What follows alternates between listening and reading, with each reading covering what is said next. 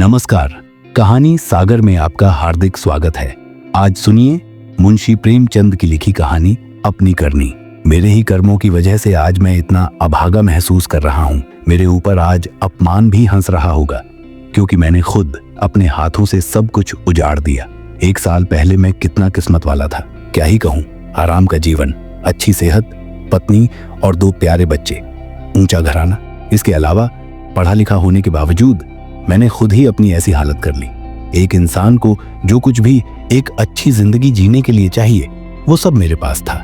लेकिन अब मैं किसी योग्य नहीं, क्योंकि मैंने किसी चीज की कदर ही नहीं की। मेरे जीवन में ऐसी महिला थी जिसने मुझमें लाख बुराइयां होने के बावजूद कभी कोई बड़ा इल्जाम नहीं लगाया। उसने कभी गुस्सा नहीं किया। लेकिन मैं ऐसा था कि दीवानगी के नशे में चूर होकर उसे इज्जत नहीं दी। उसे तड़पाया, रुलाया और माँ ही माँ खूब जलाया। रात को घर देर से आते हुए न जाने कितने बहाने बनाए। रोज नई कहानी गढ़ लेता था। क्या वो मेरे छोटे प्यार के दिखावे को नहीं समझ सकती थी? मेरा झूठा प्रेम का शिकार हो सकती थी? भले ही वह अच्छी और भोली थी, लेकिन बेवकूफ नहीं थी।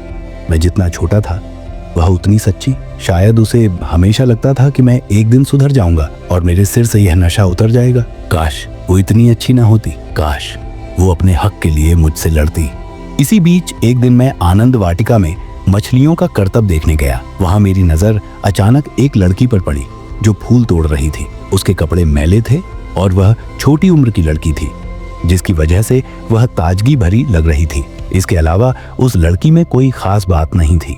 मैंने देखा कि उस लड़की ने मेरी तरफ देखा और इस तरह से नजर फेर ली जैसे मैं वहां मौजूद ही नहीं था। ऐसा मेरे साथ पहले कभी नहीं हुआ था। मैं इससे परेशान होकर धीरे धीरे उन फूलों की झाड़ियों के पास पहुंच गया और खुद भी फूल चुनने लगा। मुझे देखते ही माली की वह बेटी एक दूसरी दिशा में जाकर फूल चुनने लगी।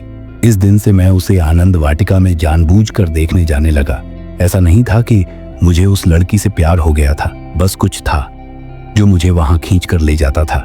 मैं रोज रूप बदल कर वहां जाता, लेकिन हाथ कुछ नहीं लगता। प्यार की बातें होना तो दूर की बात थी, वो मेरी तरफ देखती भी नहीं थी। जब इस योजना से कोई फायदा नहीं हुआ तो मैंने नई तरकीब सोची। मैं अपना टॉय नाम का बुलडॉग कुत्ता बगीचे में लेकर गया और उसे लड़की के पीछे छोड़ दिया। वो जान बचाकर भागी, लेकिन नीचे गिर पड़ी। मैं जल्दी से वहां गया और उसका हाथ पकड़कर उसे उठाया। उसी दिन से फूलमती से मेरी बातें होने लगी। उसके बाद मैंने दांव फैलाया, बातें बनाई और न जाने क्या क्या किया। ऐसा नहीं था कि मैं उस लड़की के सौंदर्य से प्रभावित था, क्योंकि मेरी पत्नी हिंदुस्तान में सबसे सुंदर थी। फिर भी न जाने क्यों मैं फूलमती की हंसी, उसकी आंखों और गालों पर फिदा हो रहा था। होते होते मैं खुद मोहब्बत के दलदल में फंस गया। अब मैं घर की कोई चिंता नहीं करता था, पत्नी और बच्चों पर भी ध्यान नहीं दे रहा था। यहाँ तक कि 3 महीने से घर में मैंने 1 पैसा भी नहीं दिया था। घर का खर्च कैसे चल रहा होगा, इसका मुझे कोई होश नहीं था। लेकिन फूलमती के श्रृंगार में मैंने कोई कसर नहीं छोड़ी। रेशमी साड़ियां खरीद कर दी और यहाँ तक कि उसके लिए गहने भी बनवाए। एक दिन हमेशा की तरह जब मैं आनंद वाटिका में घूम रहा था, तभी मैंने फूलमती को देखा। वो मेरे दिए हुए गहने और रेशमी साड़ी पहनकर फूल तोड़ रही थी। तभी राजा कुछ दोस्तों के साथ वहां पहुंचे। फूलमती राजा को पहचानती थी, इसीलिए तेजी से झाड़ी के पीछे छिप गई। राजा ने उसे देख लिया और गुस्से में पूछा, तू कौन है और यहाँ क्या कर रही है?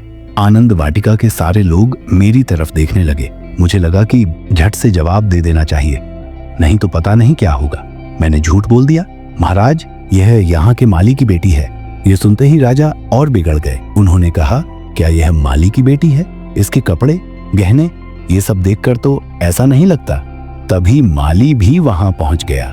राजा ने गुस्से में पूछा, तेरी तनख्वाह कितनी है? माली ने जवाब दिया, 5 रुपए साहब।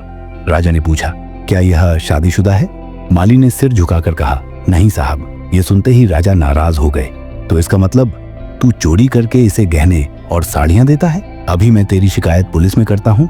माली राजा के पैरों में गिर पड़ा और रोते हुए बोला, नहीं साहब, मेरी वफादारी पर सवाल मत उठाइए। यह सब इस लड़की की ही हरकत है। ये बड़े लोगों के साथ उठने बैठने लगी है।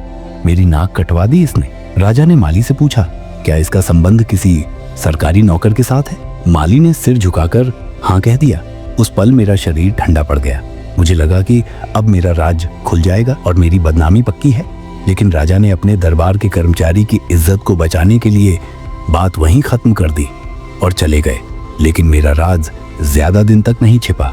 अगले दिन महाराज ने मुझे बुलाया। मुझे देखते ही वह बोले, कुमार श्याम सिंह, तुम्हें अपने कर्मों पर शर्म आनी चाहिए। तुम एक पेंशनर हो जो तुम्हारे पूर्वजों की मेहनत का फल है, लेकिन तुमने इसे किसी और पर लुटा दिया। अब मैंने तुम्हारी पेंशन बंद कर दी और इसे तुम्हारी पत्नी के नाम कर दिया है, ताकि वो अपने बच्चों को पढ़ा लिखा कर इस लायक बना सके कि वे तुम्हारे पूर्वजों की तरह महल की सेवा कर सकें। उस दिन मुझे एहसास हुआ कि मैंने अपना सब कुछ खो दिया। अब मैं मुंबई में एक छोटी सी नौकरी करता हूँ। 2 साल हो गए, लेकिन जिंदगी बद से बदतर होती गई। एक बार चुपके से घर गया, वहां देखा कि मेरे बच्चे बाहर खेल रहे थे। मेरी पत्नी ने पूरे घर को अच्छे से संभाल रखा था। घर साफ सुथरा था और 2 लालटेन जल रहे थे। मुझे पता चला कि उसने अखबार में मुझे ढूंढने के लिए इश्तिहार भी छपवाए थे, लेकिन मैं इस मुंह को लेकर कहाँ जाता। फूलमती को भी देखा। अब वो किसी नए रईस के साथ थी और मेरे पास अब सिर्फ पछतावा करने के अलावा कोई रास्ता नहीं था। अगर आपको यह कहानी पसंद आई हो तो कृपया हमारे चैनल को सब्सक्राइब करें। धन्यवाद।